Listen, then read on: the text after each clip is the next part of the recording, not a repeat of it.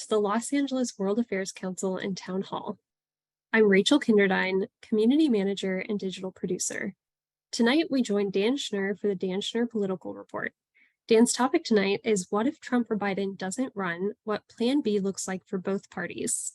For those of you who would like to submit questions for Dan, there's a Q&A button at the bottom of your screen where you can type in your questions. I'll be managing those during the Q&A segment, which should start in about 30 minutes. Dan, we're looking forward to another great program, so I'll turn it over to you. Well, thanks so much, Rachel. It's great to see you. And as always, I'm really looking forward to the webinar. I see our audience is coming in, and so that's really exciting. And as all of you know, I'll do my best to give you an overview of the landscape over the next 30 minutes or so. And then Rachel will rejoin me, and we'll get to what I think you know by now, or at least our regular audience members know by now. At the bottom of the hour is my favorite part of the program, when Rachel will rejoin me, and she'll begin reading your questions and comments for us to respond to and to react to. So thanks in advance, as always, for your time and your interest. Now, we are going to be talking presidential politics tonight. As my guess is, we will be doing almost every month between now and next November. But there is some breaking news relating to the Russia-Ukraine war over the last several hours that I think are worth noting. And these are topics that I'm going to take just a couple of minutes on at the beginning of tonight's program. And then maybe we can talk about them more in the second half of the program, in addition to presidential campaigning, if you think that would be of interest to you. So topic number one is, after the armed mutiny against Vladimir Putin that took place almost 2 weeks ago, a week ago Saturday, it was reported that Yevgeny Prigozhin, the leader of the paramilitary Wagner group that's been instrumental to Russia's war effort in Ukraine, that Prigozhin was being sent into exile to Russia's ally Belarus after that failed coup attempt. You know, Putin, as most of you remember, had been very oddly low-key in his pushback against Prigozhin, who seemed to be getting off pretty easy for leading an invasion of Russia that got within 120 miles of Moscow. So now it turns out that Prigozhin isn't even in Belarus, but he's still in Russia itself.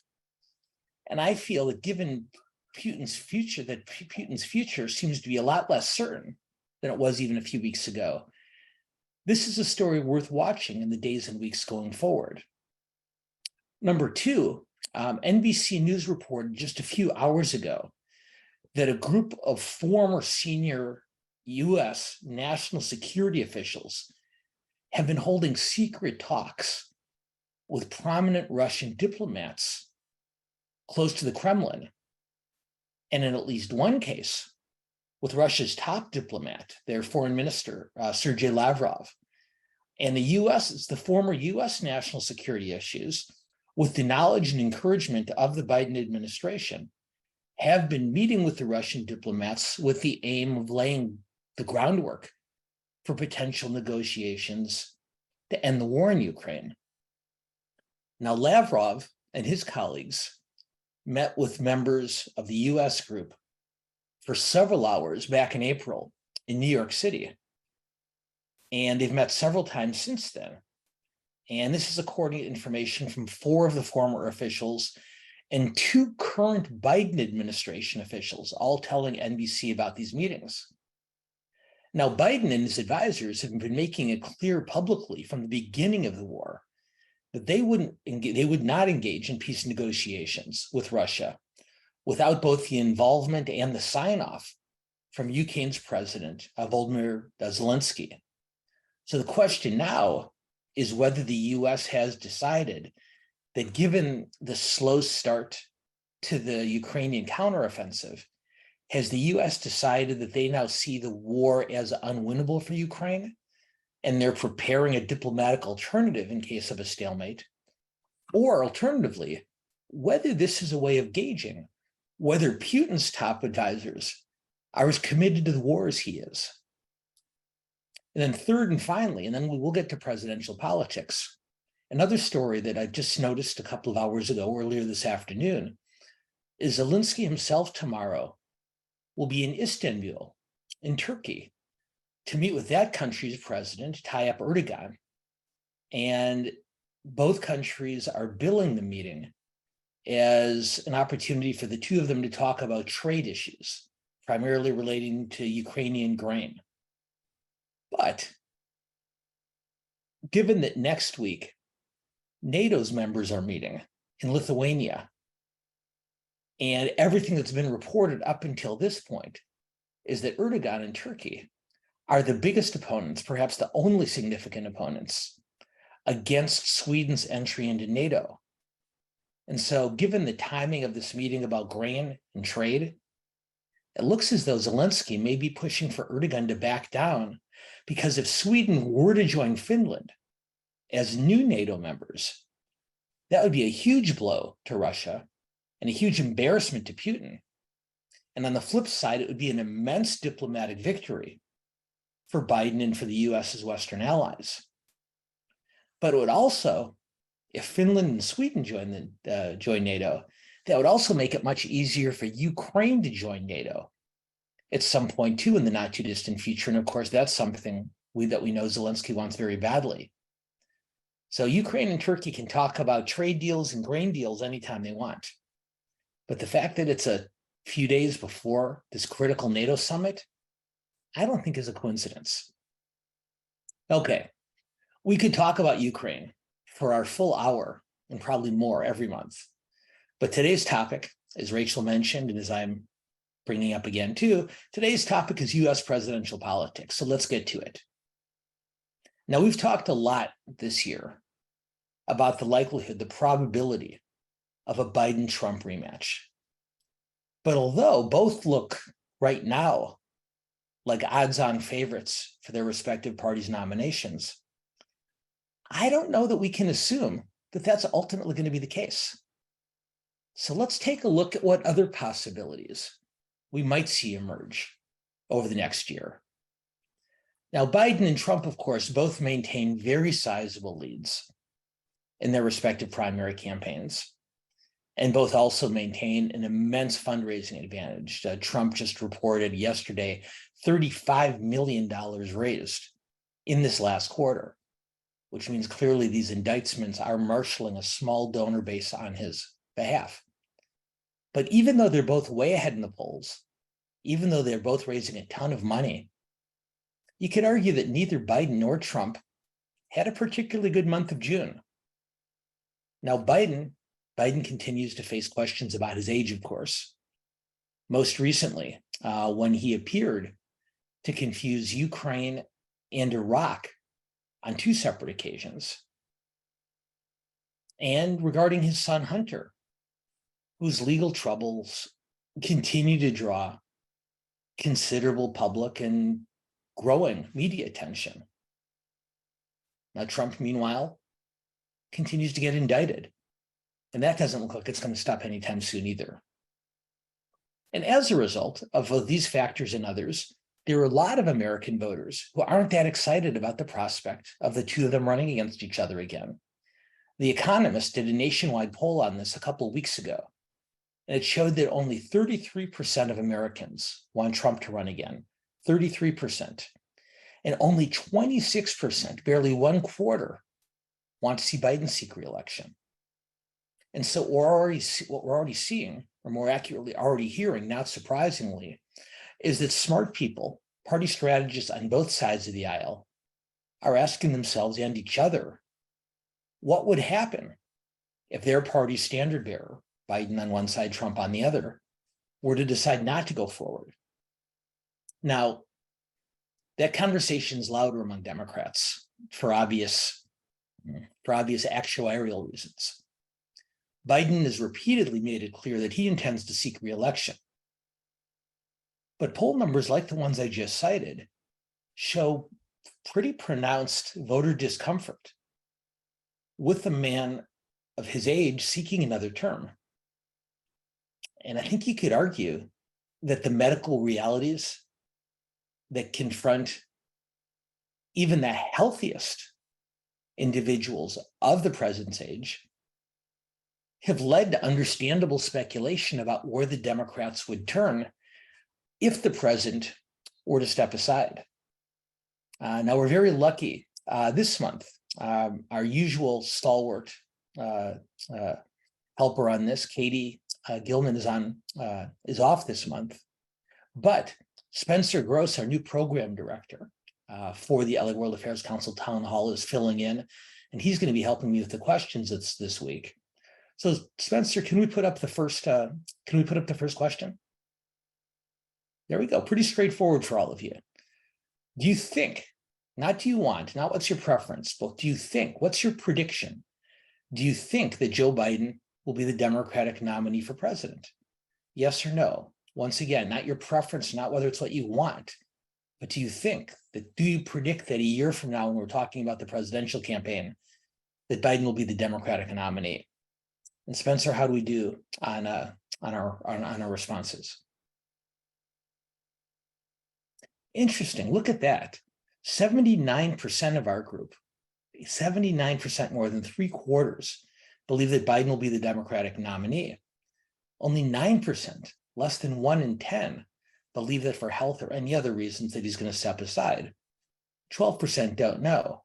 But boy, 79 to 9%, that is a pretty decisive margin. So now we're going to ask a slightly different version of that question, if we can, Spencer. We've asked you to predict what you think will happen. Do you think that Biden will be the Democratic nominee for president? And the response was a resounding yes. Question number 2, if we can put it up, is not what do you predict, not what do you think, but what do you want? Do you want Biden to be the Democratic nominee for president in 2024? And that's a much different kind of question. But of course, we'll see if it draws different answers going forward. So Spencer, once we have those answers, why don't we put them up too?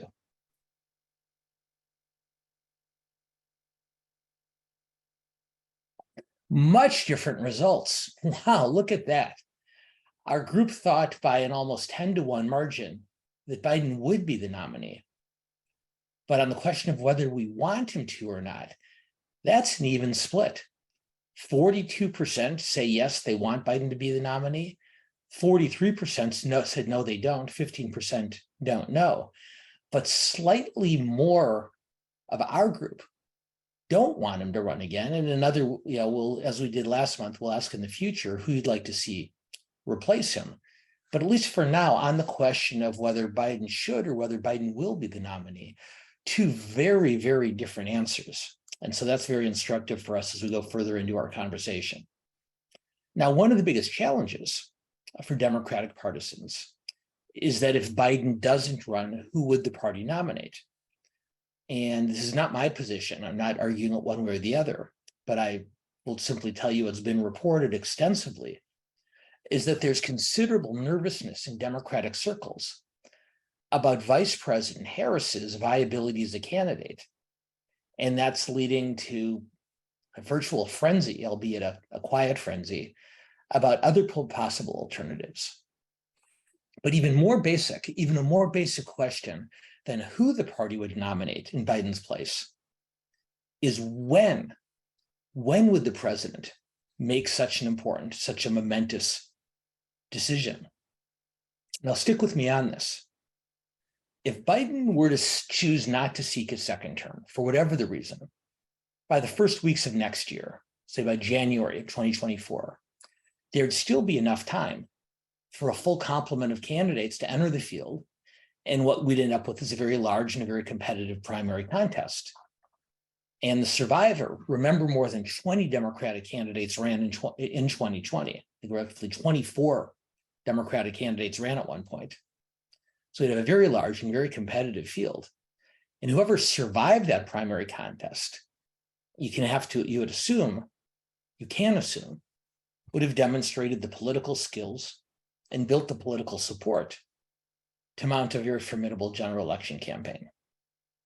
Now, who might that be? If Biden were to step down or step aside, announce that he's not running by next January, who might run and get in that race instead? Well, Bernie Sanders might decide to run again. He's supporting Biden for re-election. but has not said what he would do if Biden did not run. The same with Elizabeth Warren. But I think the other 2020 candidates more likely to try again might be Pete Buttigieg, the Secretary of Transportation, Senators Amy Klobuchar from Minnesota, and Cory Booker, Senator from New Jersey, and possibly Senator Michael Bennet of Colorado, all of whom ran in 2020. But already, just 3 years later, there's a new group, almost a new generation of prospective Democratic candidates, almost all of whom are said to be seriously considering running in 2028. And so if Biden decided not to seek a second term, you can imagine that many of them would step forward too. And these are people like our governor here in California, Gavin Newsom, the governor of New Jersey, Phil Murphy, and the governor of Illinois, J.B. Pritzker.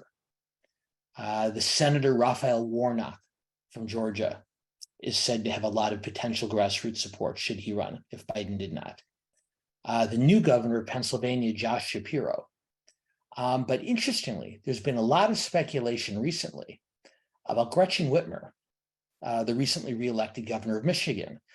Politico, the political website, reported today that several of the Democrats in Michigan's congressional delegation have been begging Whitmer to run, and that those members of Congress from Michigan have themselves been encouraged by congressional colleagues from other states saying, she's your governor, talk to her, try to convince her to run. Now, what's really interesting here is that a lot of the members of Congress, both from Michigan, but much more from other parts of the country, who are trying to convince Whitmer to get into the race, are several members of the Congressional Black Caucus, and most of whom would support Senator Warnock if he ran, but they're very interested in Whitmer as well. Now, that's all academic if Biden goes forward. And as I said earlier, you can see a primary coming together, enough time for a primary coming together, if Biden were to depart from the race by January, say, of next year. But if Biden were to leave the race later in 2024, let's say next March or April, it wouldn't be possible anymore for a primary candidate campaign to take place. And so as 2024 goes on, the possibility for Democrats to nominate anyone other than Kamala Harris gets much, much smaller. So 2 more questions I'm going to ask Spencer for help with. Spencer, can we put up the next one? So first is sort of a marker of where your heads are. Question number 3, do you think that Biden can defeat Donald Trump? If we do end up with the rematch that most people are assuming, not who do you hope for, not who do you prefer, but do you think that Biden can beat Trump? So not your preferences, but your prediction, to the extent that you're comfortable predicting. Yes or no? Can Biden beat Trump, regardless of your own leanings? So Spencer, what have we got? 84% of our group, and I know we've got a pretty strong Democratic group here, but that's pretty remarkable even for a group of strong Democrats. It's not a preference, it's not hope, it's thinking. 84% to 5% think Biden can defeat Trump. Now let's use that as a marker and let's go on to our next question if we can. Keep in mind that you told us that 84% of our group thought that Biden would beat Trump. Next question. Do you think Kamala Harris will defeat Trump? Yes, no, or don't know. Same question, different Democratic candidate. Let's see how much of our group comes to the same conclusion. Again, not of which you'd prefer, but what you think would happen if the race instead of Biden-Trump would be Harris-Trump instead. Spencer, what do we get for this question? Oh my goodness. I get mildly surprised by all of you guys from time to time, but can't think of the last time I was this surprised. This is almost a complete reversal. More than 80% of our group thought that Biden would beat Trump.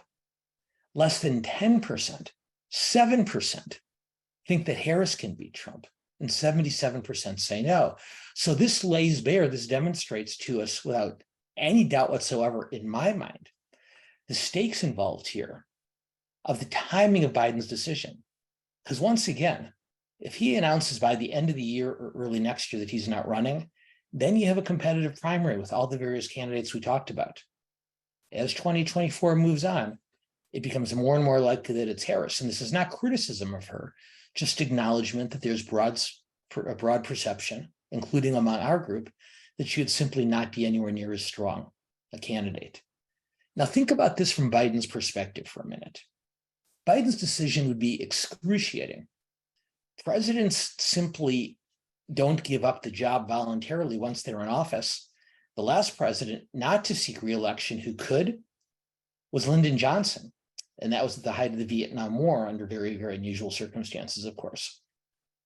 Biden also believes, with good reason, and I think we're all in agreement on this, Biden also believes that he's the Democrat best equipped to defeat Trump.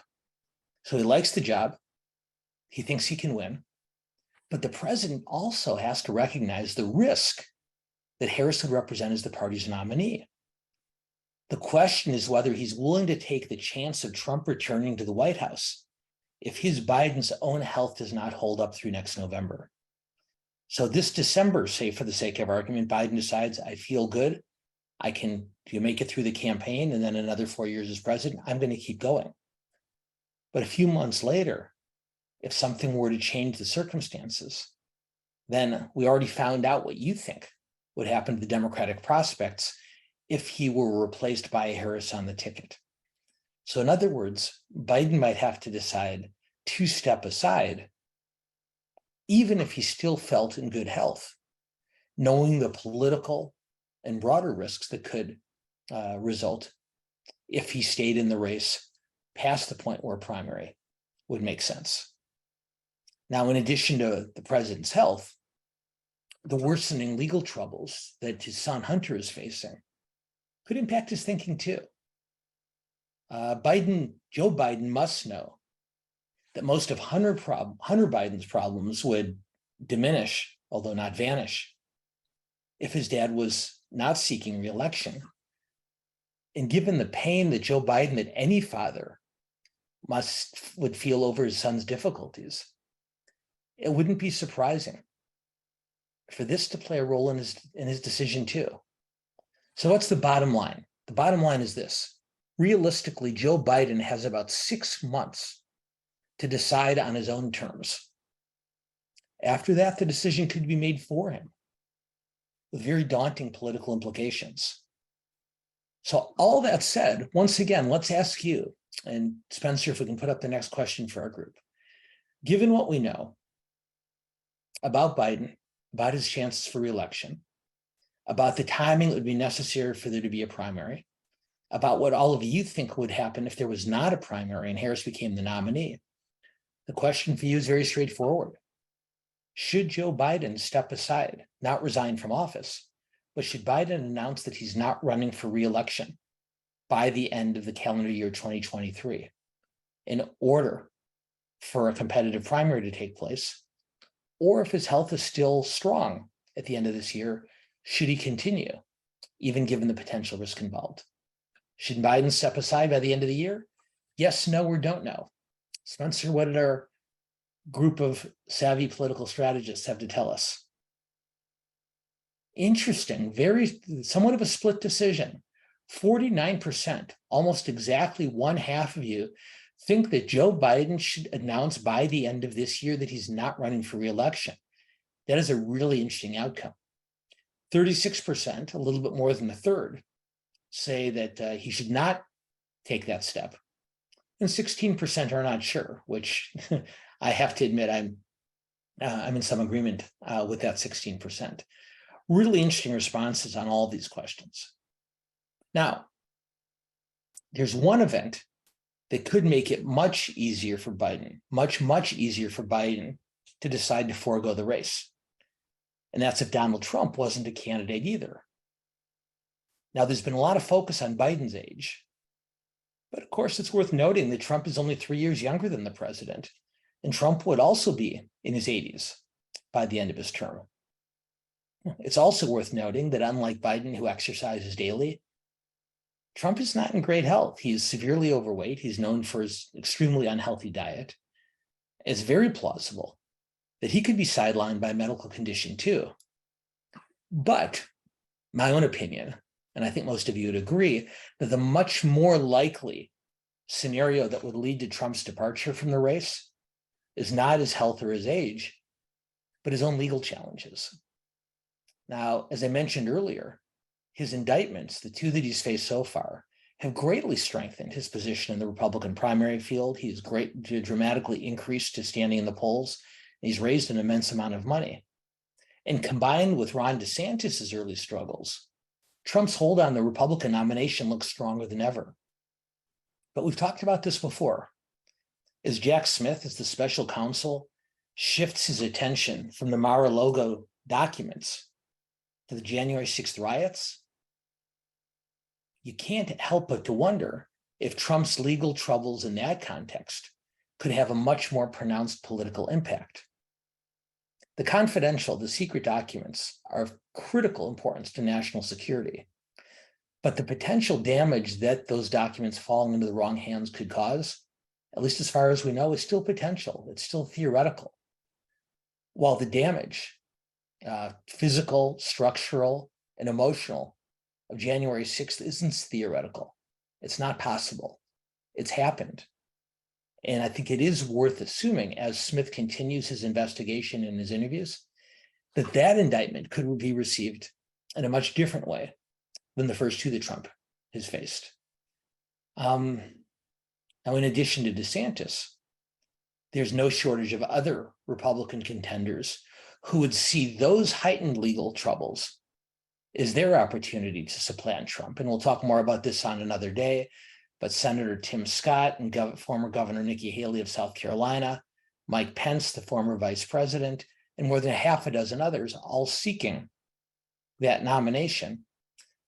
But although we're not going to talk about it in as much detail today, this is more of a question about Trump and his legal and health standing than anything else. Spencer, why don't we put up our next question and see what our group thinks? So pretty straightforward. We didn't want to ask about all the candidates because there's about a dozen of them and our technology doesn't allow it. But based on what you know about Trump's age, about his health, about his legal troubles, what do you think? Who's the most likely Republican nominee for president next year? Is it Trump? Is it DeSantis? Or is it someone else? Pence, Haley, Christie, Scott, and any of the others?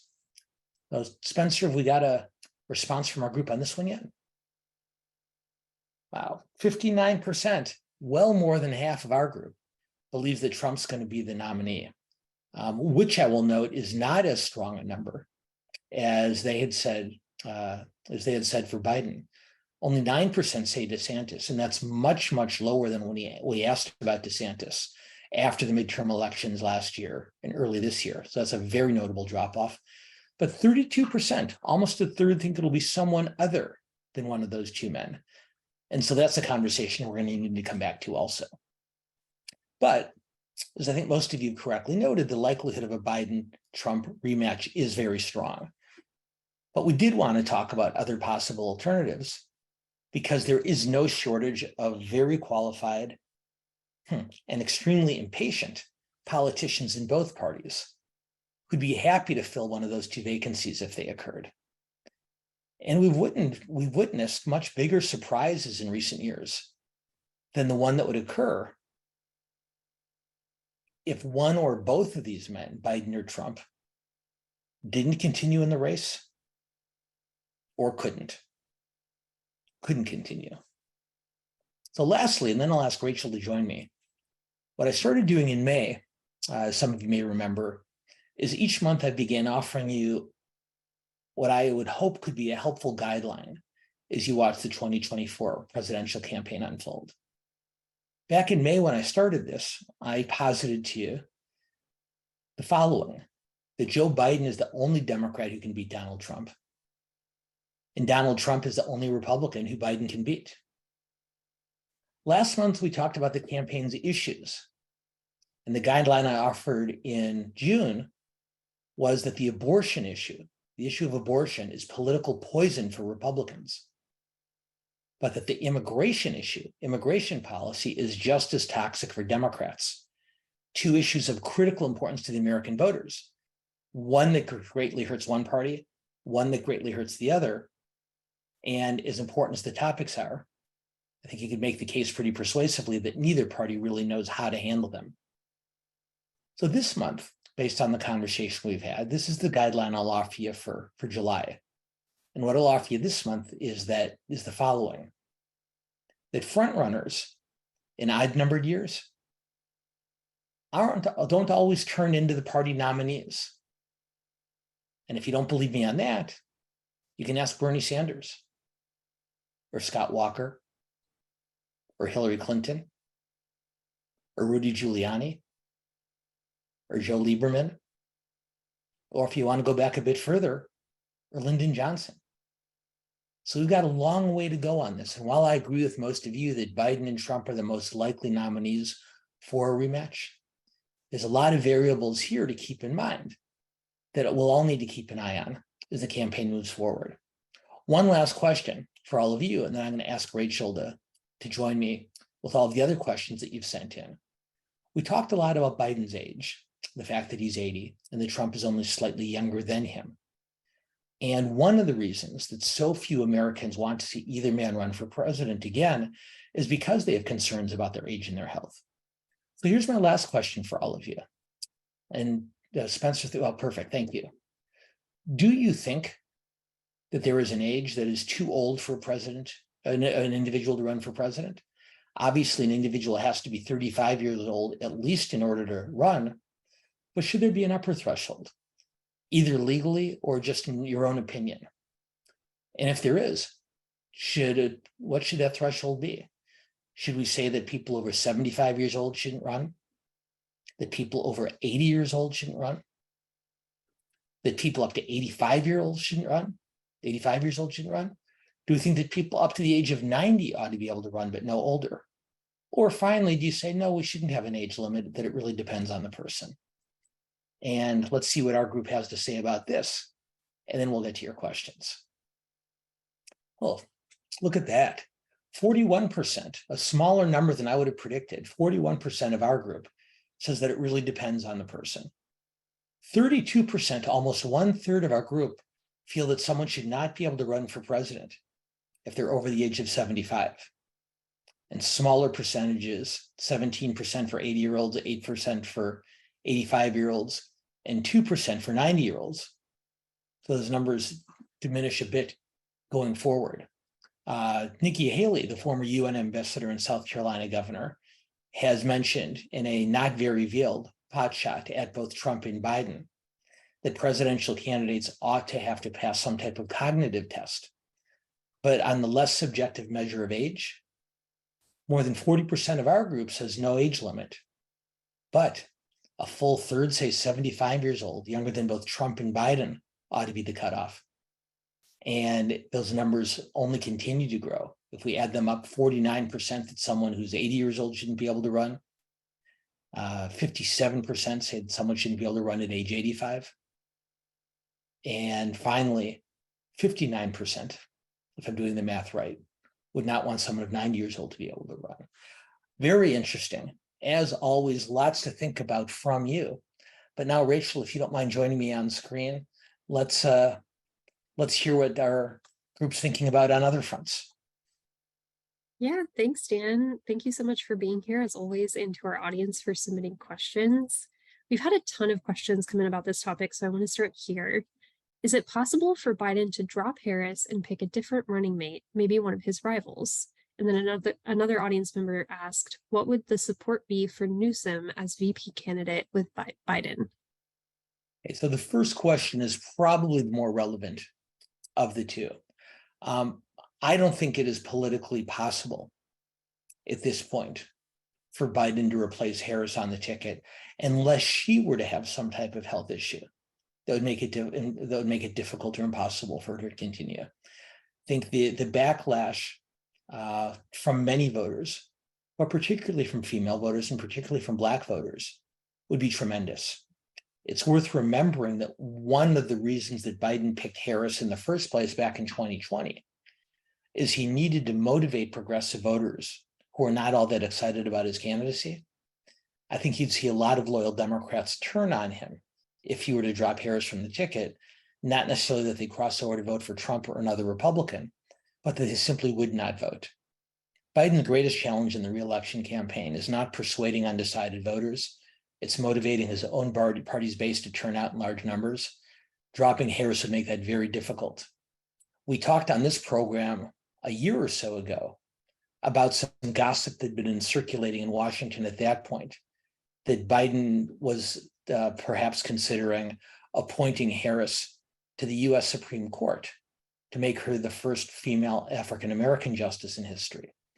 But of course, having nominated and confirmed Justice Jackson, that would no longer be a historical breakthrough, and probably almost certainly not the kind of counter argument that would placate angry Democrats. So I think, barring an almost unimaginable circumstance, if Biden runs, Harris will be his running mate. And some Democrats recognize already that Republicans will be running very aggressively, not just against him, but against her. But there's really not that much that can be done. There's not really much that can be done about it. So on a related note, this audience member asks, why do you think a late withdrawal by Biden would mean it has to be Harris? Given how many people view Harris as unlikely to win in 2024, wouldn't there be a big push to nominate someone else, even if Biden's withdrawal is late? It's a great question. I guess the reason I came to the presumption that early 2024 would be the latest that Biden could withdraw from the race and not ensure Harris as the nominee presumes that it takes a certain amount of time just logistically to set up primary campaigns. And New Hampshire and South Carolina and Georgia and Michigan and all the many states that come after it will hold primaries, whether Biden's on the ballot or not. But the amount of time it takes for each of the people who we were talking about earlier to put together campaigns, to raise money, to enter the race, that's not a process that can happen in a matter of days. It would be difficult to happen even in a matter of weeks. Just as Joe Biden would face a very significant backlash from female voters and from Black voters and from Black female voters, if he were to entertain the idea of dropping Harris from the ticket, if the Democratic National Convention were to nominate another candidate absent a primary campaign, I think you'd see a similar revolt. And so practically speaking, I mean, it's not a legal question, it's not an emotional question, but just practically, the amount of time and logistical steps that it would take to have the type of competitive primary who would produce a credible nominee other than Harris would require a period of months. And if it got to March or April, just a few months before the Democratic Convention, it's hard to see how that kind of process could take place. So switching gears a little bit, this audience member asked, what platform issues are driving Democrats to say that Biden would defeat Trump? Well, there are several issues.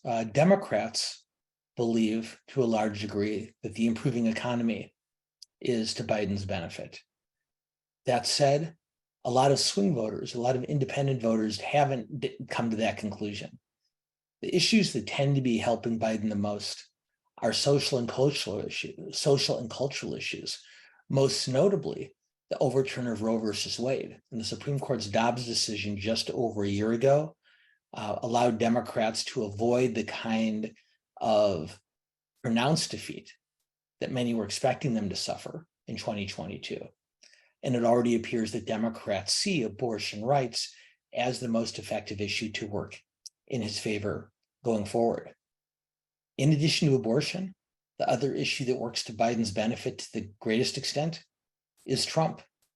I told this group a couple of months ago, and I mentioned it again just a few minutes ago, that while I believe that Biden is the only candidate who can beat Trump, I believe that Trump is the only candidate who Biden can beat.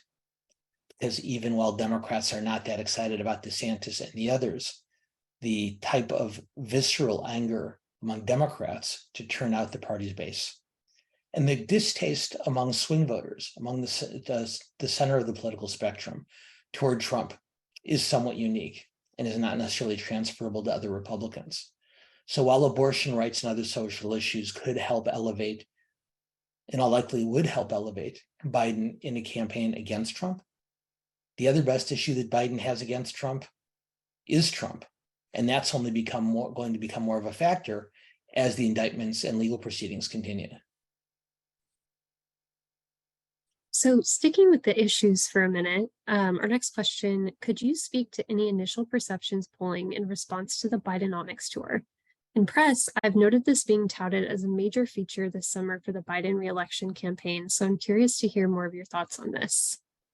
Well, a really good question. And because one of the things that drives the president's people to distraction is they see the economy improving, they see unemployment very low, they see job growth and they see other economic indicators heading in the right direction. And they don't see voters giving Biden credit for it. But it's not even really a partisan thing, because even though unemployment's low, even though job growth is up, even though all these other economic indicators are heading in the right direction, a majority of Americans, if you leave partisan politics out of it altogether, a majority of Americans still don't think the economy is very strong. And my own guess on that is that that's a residue of the very rapid increases in the inflation rate that we saw in the post-pandemic era. And while inflation does seem to have subsided to some degree, more than unemployment, more than job growth, this is an issue that affects everybody. And so I feel like even while the economy is continuing to improve, a lot of Americans are still almost scarred, if you will, by the impact of inflation. And that's preventing them from seeing the economy in a more optimistic way. And if they don't see the economy in a more optimistic way, they're not very likely to give an incumbent president credit for it. So what the Biden administration has just begun to do, as the questioner correctly pointed out, is they've just begun to devote a much greater amount of time and resources and effort to highlighting the economic gains that they argue have taken place under Biden's administration. And so just this week, Biden and Harris and almost their entire cabinet have fanned out across the country to talk about the federal government's investments in infrastructure and clean energy and some of the other legislative steps the Biden administration and Congress took earlier in his term. So to date, it's not so much that Biden hasn't gotten credit for a good economy. It's that most voters just don't feel like the economy is that good, even if statistics point in the other direction. And Biden's biggest task over the next 16, 17 months is convincing people not just that he deserves credit, but that the economy is better than they think it is. And that is a challenge. So switching gears a bit, you've mentioned the primaries a couple of times, and we've gotten a couple of questions about that. So does the fight over Democratic and Republican state primary election dates matter? So for those of you who haven't paid a great deal of attention to this, there's been some controversy in the Republican Party and a great deal of controversy in the Democratic primary about when the various states should hold their primaries and in what order they should hold them. For those of you with long memories, you may recall that in January of 2020, the Iowa Democratic Party had a very, very difficult time counting their caucus votes. And it's been pretty well assumed ever since then that the Iowa caucuses, while an integral part of both parties' nomination processes since the 1970s, is pretty much going by the wayside, at least in the Democratic Party.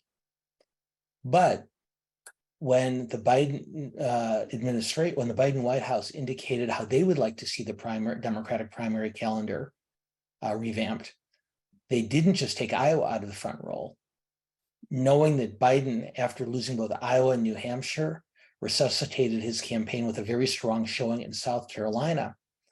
The Biden White House has proposed moving South Carolina to the front of the primary schedule, that New Hampshire, Nevada, Georgia, and Michigan would then follow.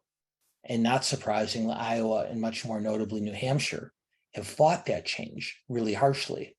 And although it's difficult to see a situation in which either Robert Kennedy Jr. or Marianne Williamson, the other two Democratic candidates in the race, could mount a serious challenge to Biden for the nomination, it's entirely possible that the New Hampshire primary could result if it's held first, if the state refuses to move it back in the calendar, the way the National Democratic Party has proposed. If New Hampshire goes first and Biden doesn't campaign there, it is easy to see, even if neither Kennedy nor Williamson could ever be their party's nominee, it's easy to see them really embarrassing the incumbent president with a really strong showing among state voters who are mad at Biden for taking away the state's historic role at the beginning of the primary process. Republicans have their disagreements too, but the most notable tension right now is among Democrats, particularly on whether New Hampshire or on South Carolina ought to vote first. Biden and most Democrats say South Carolina, but New Hampshire says New Hampshire. And as I said a moment ago, that could turn into a real unpleasant experience for Biden's reelection campaign. We also had a question asking if there's anything preventing New Hampshire and South Carolina from having their primaries on the same day and what impact that could have. There's nothing to prevent it, except that Biden and his allies want South Carolina to go first ahead of New Hampshire because they believe that a state with a large African-American percentage of the Democratic electorate is much better for him. And they believe, and to be fair, not just because it helps him, they believe that states with larger minority populations than New Hampshire and Iowa have deserve to have a stronger voice in the process. So they would see the two states going at the same time as a partial step in the right direction, but not nearly as strong a message they'd like to send to minority communities as they would by having South Carolina go first. In New Hampshire, their state constitution says that they vote first. And it says the state constitution says if any other state moves ahead of them or moves on to the same day as them, that New Hampshire moves even earlier. And several of their members of Congress and state legislators argue this is our state law, and we're not going to change it. So, there's an old joke in sports where they say a tie is like kissing your sister. No one's, it's not all that wonderful an experience. I don't think either state would feel like a tie here would accomplish their goals. So for our last few questions, we've had a number come in about the rest of the field. Particularly, we mentioned Robert F. Kennedy Jr. a few minutes ago. So this audience member asked, what is the impact on Biden, if any, of RFK Jr. running? We don't know yet. Kennedy does not appear to be a plausible candidate. That said, he's drawing roughly 20% of the polls, which is roughly what Ron DeSantis is drawing in the Republican primary against Trump. So it's not insignificant. Many people believe, I think with some justification, that that's largely due to his last name. The Kennedy name, as you know, Rachel, in Democratic politics, even all these decades later, still has a real magic to it. And RFK Jr. is the son of the former Attorney General and the nephew of the former president. And that's something that really resonates with a lot of Democratic primary voters. The bigger concern for Biden is that Kennedy becomes a receptacle for those Democratic voters who are unhappy with Biden for other reasons. Maybe they don't think he's fought hard enough on climate change. Maybe they don't think he's accomplished enough on immigration. Voters who might have been inclined to support Warren or Sanders back in 2020, who don't think he's been as progressive as they'd like him to be. And so this would almost be a protest vote. And so once again, it's very difficult to see how Kennedy could achieve the nomination or come anywhere close to it. But what we've learned in looking back at modern political history is that when an incumbent president faces a significant primary challenge, even if they successfully defeat it, it really weakens them heading into the general election. The last time an incumbent president faced a significant primary challenge was George Bush Sr., George H.W. Bush in 1992, when the political commentator Pat Buchanan ran against him, won the New Hampshire primary, and then fairly quickly fell by the wayside. Before that, before Bush, in 1980, incumbent President Jimmy Carter faced a primary challenge from the late Senator Edward Kennedy, Robert and John Kennedy's younger brother. And Robert Kennedy Jr.'s uncle. And although Carter beat back Kennedy, he lost the general election to Reagan. In 1976, Gerald Ford, the incumbent president, who took over when Richard Nixon resigned, faced a very competitive primary from Ronald Reagan. Ford beat that one back. What each of these primary campaigns has in common is that while the president survived the primary challenge, it so weakened them that they lost a general election campaign. And of course, earlier we talked about Lyndon Johnson, who facing what he considered to be an annoying protest candidate from Eugene McCarthy in 1968. LBJ withdrew from the race altogether, given not the possibility that McCarthy could ever become president, but that the strength of McCarthy's support really demonstrated the weakness of Johnson's political base. So Lyndon Johnson withdrew from the race. Gerald Ford and Jimmy Carter and George H.W. Bush all won their primaries but lost re-election. So even if Robert Kennedy can't be the nominee, he could certainly sufficiently weaken Biden heading into what appears like it would be a close general election campaign. And neither Biden nor any of his supporters want anything like that to happen. So on the Republican side, this audience member asked, what will the impact of be on other candidates if Trump does not show up to debate? Boy, if Trump is still maintaining this kind of lead in the polls next month when the first debate takes place and Trump is not there, it diminishes the level of public and media interest in the debate considerably. And so in the short run, it hurts the other candidates because they don't get the kind of audience they might if Trump were on the stage. That said, in Trump's absence, there's more time, there's more space, there's more opportunity for another Republican to get himself or herself known. So in the short run, I believe it would hurt the other Republicans in the field not to have Trump on stage, but a Republican candidate other than Trump or DeSantis might be able to use it as an opportunity to leverage themselves into a position as a potential third alternative to the two frontrunners. Kind of in a similar vein, is there a chance that a Republican might decide to run as an independent? It doesn't appear so right now. Even Liz Cheney, the former U.S. representative from Wyoming, who's been such a strong Trump critic, while she has not vowed not to run, she's made it clear that it's unlikely. Interestingly enough, the much more likely side for that to occur is not among Republicans, but among Democrats. Cornel West, the university professor, has already announced that he will run as a progressive candidate, as an independent candidate, as a much more progressive alternative to Biden. And it appears that he and his team have been in talks with the Green Party about possibly becoming their nominee. And for Democrats who remember the Green Party candidate Jill Stein's candidacy in 2016, and the potential, if not likely, impact that it had on Hillary Clinton's prospects, I don't think that's something a lot of Democrats are eager to see repeated again. And then the No Labels group, the bipartisan, nonpartisan group, which works with both Democratic and Republican members of Congress, has begun to qualify for the ballot spot in about 5 or 6 states now. And while they haven't talked officially about who their nominee would be if they nominated a third-party candidate, the person whose name has drawn the most speculation is West Virginia Democratic Senator Joe Manchin. And so just as a Cornel West candidacy would challenge Biden in a general election from the left and potentially draw votes from him, a Manchin candidacy would position the No Labels candidate to Biden's right. In both cases, a third-party candidacy is much more likely to cut into Biden votes than Trump or a Republican nominee. So we had a couple of questions come in about this as we're getting kind of close to the end of the hour.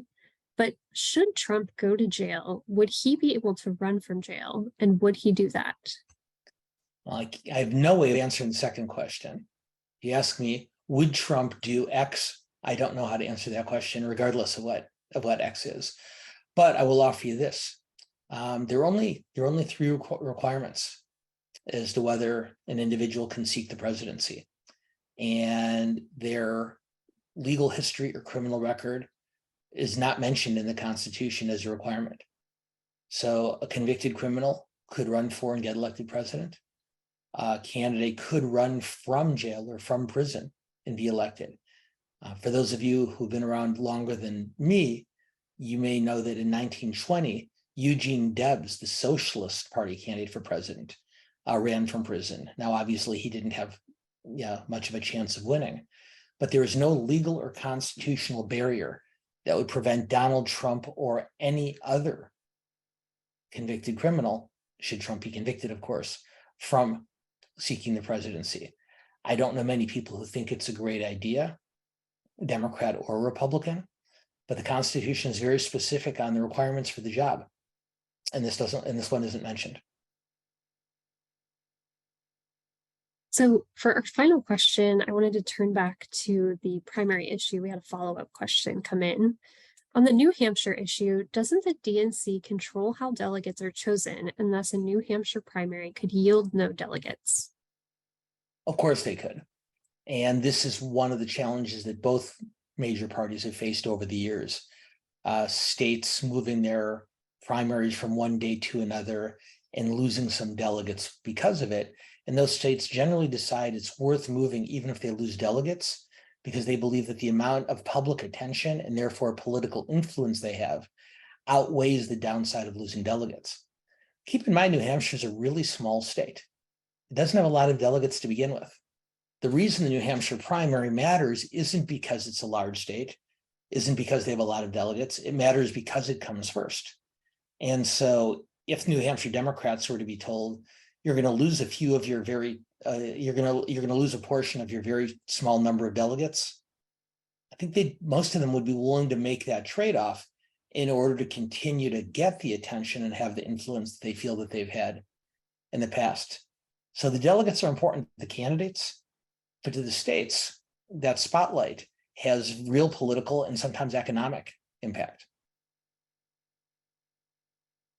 Well, thank you so much, Dan. Again, this was such excellent analysis, and I'm really looking forward to continuing the conversation sometime later this month when we answer a few more audience questions. And again, in a few minutes when we meet with our members for the after the webinar session. Yeah, and I'm really looking forward to the after session too. And thanks as always to the members who've signed up to join us. And what I really like about that, Rachel, is while I really enjoy our conversations, I always feel bad that because of the size of our audience, they have to submit their questions in writing. And the great thing about joining the continuing program from 6 to 6:30 for members is we got to engage verbally, which is a lot more interesting and a lot more fun for me. And then next month, I know we'll send something about this out by email, so all of you know it. But because of my teaching schedule for the fall, we're going to be shifting the day of our program starting in August. So starting next month, we'll be doing our webinar on the first Thursday of each month, still at 5 p.m. Pacific time. But you should expect to see us on Thursday, August 3rd. I'm right about that. And so for the fall, plan on seeing us on Thursdays rather than Tuesdays. And I hope that's not too much of an inconvenience, but my students really appreciate it. Yeah, and we'll send plenty of reminders of the day change as we get closer. But yeah, looking forward to seeing you all on the 3rd, as Dan mentioned, next month. Also this fall, I just wanted to remind everyone our travel program is headed to Morocco. So from September 26th to October 8th, our members will explore Rabat, Casablanca, and the Atlas Mountains, among many other fabulous places. We still have spots available, so please email Spencer Gross, Programs Manager, at travel@lawacth.org for more details and a full itinerary. If you'd like to join the member session and you haven't yet, please feel free to send me an email and I will get you the link. But we'll be announcing more fall programming in the weeks to come, and we can't wait to see you then. Thank you, everyone. Thanks so much, Rachel. Thanks, everybody.